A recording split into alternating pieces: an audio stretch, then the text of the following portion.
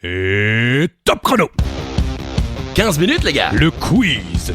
15 minutes les gars. Le quiz. Vous avez 15 minutes à perdre, passez-les avec nous et rassurez-vous, le chrono est lancé, on ne dépassera pas les 15 minutes les gars. Le quiz. 15 minutes les gars. The quiz, motherfuckers. Hello everybody, hello Christophe Ajus. Hello everybody, ça y est, c'est bientôt le week-end, on est mardi. Vous connaissez pas cette vidéo ? Ça me parle. En tout cas, bonjour Charlie Weber, bonjour à toutes et à tous, et des questions, des réponses, des infos utiles et inutiles, c'est 15 minutes les gars, le quiz, Oui, c'est moi oui, qui dis. Oui, c'est vrai, bravo. C'est le dernier avant les vacances. Oui. On se retrouvera à la rentrée peut-être, on l'espère. Question numéro 1, on commence direct, c'est efficace, 15 Mais minutes, pour le plaisir. oui, cette question est écrite en plein Euro 2024, on ne sait donc toujours pas qui sera le vainqueur de cette édition. En attendant, savez-vous quels pays ont remporté le plus d'euros dans l'histoire ? Il y en a deux. Vous nous l'avez dit hier. Je voulais dévoiler à vous Praille et Thibaut. C'est ça, pendant cette... Donc Praille et Thibaut sont interdits de jouer à cette question. Vous ne jouez pas, ok ? Parce que ça se trouve, ils écoutent ça en bagnole avec d'autres gens, ils font style, je connais la bien réponse. sûr, Non, voilà, on vous a balancé. Alors ? C'est l'Espagne et l'Allemagne. Ah ouais ? Et oui, le championnat d'Europe de football, appelé communément Euro depuis le début des années 80 et de façon officielle depuis 96. Ok. Eh oui, première édition, officiellement l'Euro, est une compétition européenne entre les meilleures équipes nationales masculines de football organisée par l'UEFA, imaginée dès 1927 par Henri Delaunay. Henri Delaunay, il est créé en 1956 sous le nom de Coupe d'Europe des Nations. Il se déroule tous les 4 ans, alternant les années paires avec la Coupe du Monde. Sa première édition se tient en 1960. Il est rebaptisé Championnat d'Europe des Nations en 68 lors du changement de formule qui voit l'introduction d'une phase de poule au tour préliminaire. Okay. Des compétitions équivalentes existent dans les 5 autres unions continentales. Sur le plan sportif, l'Euro est avec la Copa América, la compétition internationale de football la plus prestigieuse après la Coupe du Monde.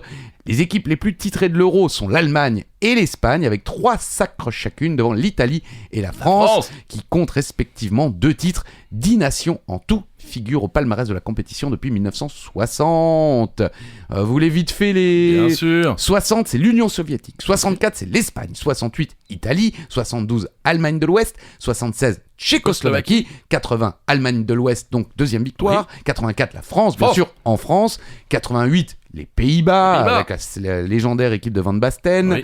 92, c'est le Danemark, bien sûr, qui n'aurait pas dû participer à cet Euro, qui a remplacé la Yougoslavie au dernier moment. Non, je crois pas. Non, c'est 96 en Angleterre. 96, donc c'est l'Allemagne pour la 3e victoire. 2000, la France, bien sûr, après 98, la victoire en Coupe du Monde. 2004, terrible victoire de la Grèce, qui je crois n'a pas encaissé un seul but de tout le tournoi et qui a gagné tous ses matchs 1-0. Ouais, défense de ouf. Horrible, ils ont éliminé la France 1-0, ils ont battu le Portugal en finale 1-0. 2008, l'Espagne. 2012, l'Espagne, voilà les 3 victoires de l'Espagne. 2016, Portugal, terrible au Stade de France. Vous y étiez. Vous en souvenez pas, mais vous y étiez. Si, je m'en souviens très bien. On passe le bonjour à Omar, à qui j'ai fait foncer son fauteuil directement dans le bar. Dans la buvette de l'Euro. Et 2020, l'Italie pour la 2e victoire. Pour info, le meilleur buteur de l'histoire est Cristiano Ronaldo avec 14 buts. Je ne sais pas, il a déjà marqué dans cet Euro 2024 ? Non, il a failli marquer hier parce qu'il a raté un penalty pendant les prolongations. Génial, bravo à lui. Mais il a peut-être marqué si vous avez écouté ça plus tard, parce que nous on enregistre le lendemain de France-Belgique là. Voilà, on sait qu'on affronte le Portugal, mais on ne sait pas encore qui va gagner. Exactement. Et ça sera vendredi à la fête de la bière de Schiltig. Ouais, d'ailleurs, pour la petite histoire, quand vous êtes parti hier soir, parce que vous êtes parti à la 60e. Vous avez eu le même chauffeur VTC que moi. Non, ça d'accord. Mais Praille a dit, je ne crois pas, l'Espagne n'a pas gagné 3 fois l'Euro. Il est allé vérifier le saloupio. Et donc ? Vous aviez raison. Oui, merci quoi. La Bible du football n'est plus. Allez, question numéro 2, question pas facile, mais vous allez apprendre quelque chose. Question linguistique française. Que provoque l'aphérèse ou l'apocope dans un mot ? Alors, je n'ai jamais entendu ces mots. Moi non plus, mais vous allez... Je vois les exemples. Voilà, vous allez apprendre un petit truc, c'est sympa, ça fait plaisir pour l'été.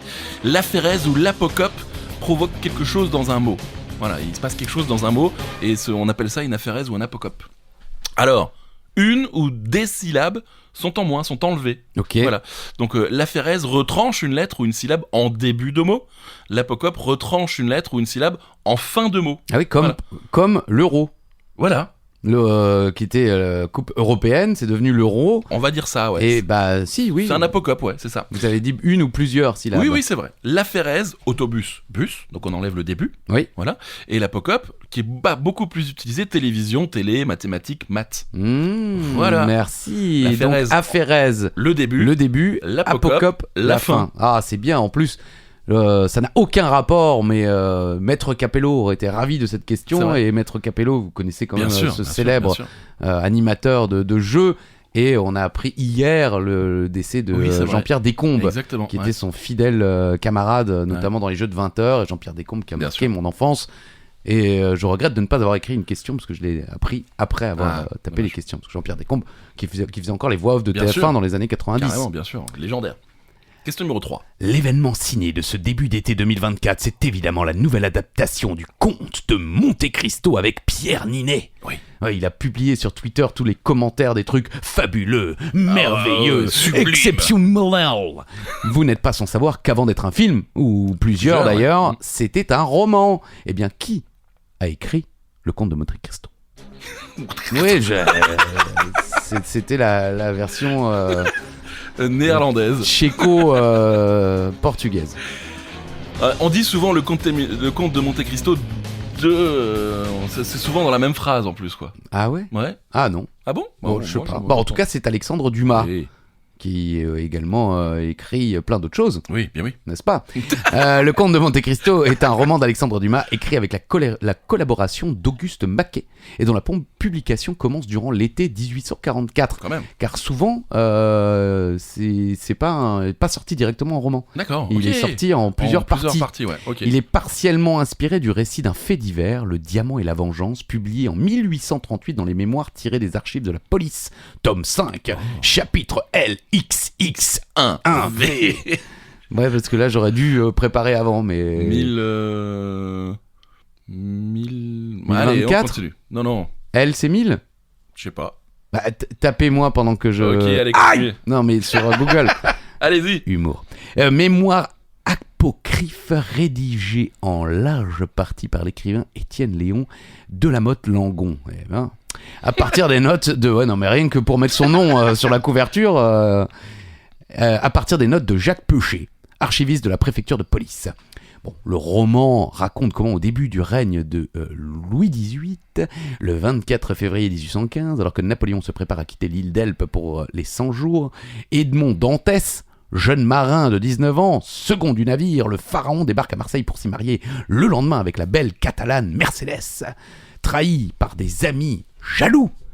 Ami entre guillemets dans ce récit, il est dénoncé comme conspirateur bonapartiste et enfermé dans une geôle du château d'If au large de Marseille. Ah, Marseille. Après 14 années, d'abord réduit à la solitude et au désespoir, puis régénéré et instruit en secret par un compagnon de captivité qui lui donne une carte avec l'emplacement d'un trésor, l'abbé Faria, il réussit à s'évader et prend possession du trésor caché dans l'île de Monte Cristo. Incroyable. Rendu riche et puissant, Dantès se fait passer pour divers personnages, dont le comte de Monte Cristo. Il entreprend de garantir le bonheur et la liberté aux rares qui lui sont restés fidèles et de se venger méthodiquement de ceux qui l'ont accusé à tort et fait emprisonner. Vous avez regardé? J'ai regardé. Et en alors fait, on est vraiment très bête parce que elle, c'est 50. Ah, X, bah oui. 10 et 4. Bah en plus, je suis con, puisque WrestleMania cette année, Bien c'était sûr. XL, et c'était pour 40, parce que le X était devant le L. Bah oui, c'est ça. Bah voilà. Donc c'est ça fait combien? 74. 74. Très Ça bien. paraît logique. Pardonnez-nous. Bah désolé. Excusez-nous. Oui. Cet ouvrage est, avec les Trois Mousquetaires, l'une des œuvres les plus connues de l'écrivain, tant en France qu'à l'étranger. Il a d'abord été publié en feuilleton dans le journal des débats du 28 août au 19 octobre 44, la première partie, 31 octobre au 26 novembre 44, la deuxième partie, puis finalement 20 juin 45, au 15 janvier 1846, pas 1900, la troisième partie. Donc voilà. Ouais, c'était une histoire de vengeance. Oui, voilà. La vengeance. Italien. Les Italiens. Comment appelle-t-on les fans de la chanteuse Taylor Swift? Facile. Ouais. Si, oui. Oui, si, on en a beaucoup. Je connais pas une seule de ses chansons, mais je connais le nom de ses fans. On en a beaucoup entendu parler. Mais alors vraiment beaucoup. Parce qu'elle était en tournée en France. Pour ceux qui ne le savent pas, pensez à Ex-Fan des Swifties, petite baby doll. Les Swifties, bien sûr, sont le fandom. c'est un peu la fan base, je pense, de l'auteur-compositrice-interprète américaine Taylor Swift, considérée par les journalistes comme l'une des bases de fans les plus importantes, les plus dévouées, les plus influentes. Les Swifties sont connus pour leur niveau élevé de participation, de créativité, de communauté et de fanatisme.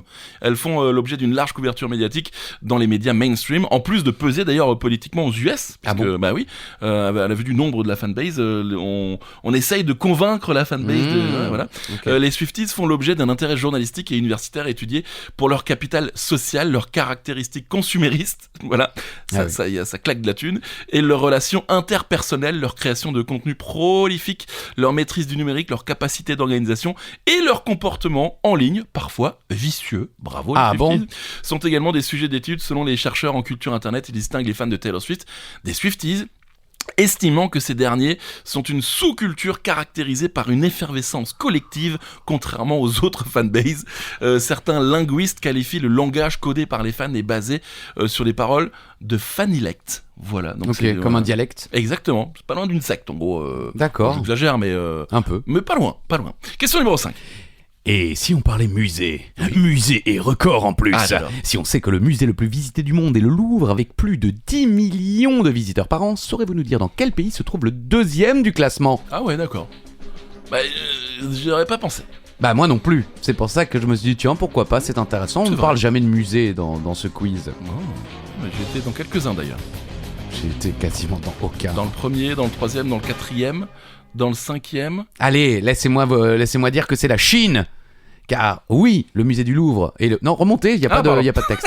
10 millions de visiteurs par an, le musée national de Chine à Pékin attire 7 630 000 visiteurs par an, j'imagine environ. Oui. Cela dit, il y a des chiffres très précis, notamment pour le numéro 3, British Museum, 6 695 213. Je sais pas quand ils ont arrêté de calculer quoi, au bout d'un moment. C'est vrai. Et sinon il y a le National Gallery à Londres et le Metropolitan Museum of Art à New York. Ça c'est dans les 5 premiers. Le musée du Vatican, 6e. Le Tate Modern à Londres pour la 6e place, parce qu'il y avait 2 égalités, National Gallery et Metropolitan. D'accord. Musée national du Palais à Taipei, Taïwan. Ouais. National Gallery of Art à Washington, je crois que j'y étais. Musée national de Corée à Séoul, en Corée du Sud. Et le musée d'Orsay ferme la marche, 10e place, 3 500 000 visiteurs par an. En plus, il ferme la marche, mais pour moi, c'est l'un des plus beaux. Musée d'Orsay, si vous avez l'occasion d'y aller, allez-y. Et British Museum, j'ai croisé Nathalie Portman là-bas. Ok, est-ce qu'elle vous a croisé ? Elle m'a croisé. Question numéro 6, et dernière question avant les vacances, les gars. Ouais. Dernière question, made in Donne-moi Elsace. ta main et prends la mienne. J'avais chanté ça à la fin de la 3e, ça veut dire si j'étais vieux avant même d'être jeune. Dernière question, made in Alsace. On va rester chez nous, les amis. Il y a quelques mois, la ville de Schiltigheim, comme on dit, a battu le record de la plus grande humaine. Mais la plus grande quoi ? On l'a pas déjà posé, ça ? Ah bon ? Je crois pas. Ça mange quoi, un Alsacien ? La plus grande humaine. Je crois pas qu'on l'ait posé puisque en fait, on n'a pas fait de 40 mètres les gars. C'est vrai. C'est des gens qui m'en ont parlé à Paris. Vous avez oublié le quiz. Vous avez vu la vidéo. Le quiz. Merci. Et c'est une Bratschtal. Une bretzel. Voilà. Qui dit 1 à tort. Exactement. Mais ne demandez pas un bretzel. Ça ne marche pas. Moi je dis 1 quand c'est les petits. Les petits, ouais. Et quand c'est ce qu'on achète à la boulangerie, je dis 1. Bah oui, normal. Il fallait mobiliser 425 personnes pour former la plus grande bretzel humaine au monde. Et c'est chose faite ce lundi soir à Schiltigheim. C'était pas ce lundi soir, le copier-coller est un petit peu aventureux. Oui, ils étaient 529 à avoir participé à ce moment festif, familial et caritatif au profit des Restos du Cœur de la commune. Donc le plus grand bretzel humain, la plus grande bretzel humaine est alsacienne. Voilà. Mesdames et messieurs, on vous souhaite de merveilleuses vacances. Oui. Profitez bien de la pluie, puisque pour l'instant, c'est tout ce qu'on voit, nous, en Alsace. Ouais. Amusez-vous bien. Et effectivement, normalement, on revient à la rentrée si un bus ne passe pas par là. Oh, arrêtez. Et puis, si vous avez envie de nous voir ensemble, sur un même terrain. Vous voulez faire la promo ? Non, pour l'instant, moi j'ai pas de nouvelles. Si, on sera les speakers officiels du Cécifoot, c'est-à-dire le football pour aveugles, au pied de la Tour Eiffel pour les Jeux Paralympiques de Paris 2024. Exactement. On y sera tous les deux, donc il reste des places. Venez soutenir, déjà le sport est incroyable. On chantera peut-être. Pourquoi pas? Oui. Je suis sûr qu'on chantera. On aura un micro chacun, ça risque de dégénérer. Donc soyez là, les Jeux Paralympiques de Paris 2024 pour le C6 Foot. Donc n'hésitez pas. Sur ce, pareil, passez un très bel été, profitez bien de la famille, des amis. Et on se retrouve très bientôt pour un nouvel épisode de 15 minutes, les gars. Bisous. Et de 40 mètres, les gars. Le quiz. Bisous, bel été.